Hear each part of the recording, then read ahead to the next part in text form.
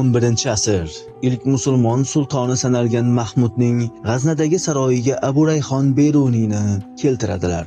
Sulton Mahmud G'aznaviyga Beruniyni sehrgar, inson fikrini o'qiy oladi deya yetkazishgandi.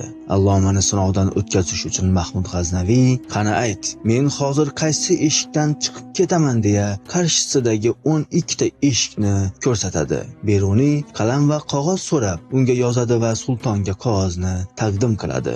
Sulton Mahmud qog'ozni ochmasdan o'rnidan turadi va askarlarga saroyda yana bir eshik ochishni topshiradi.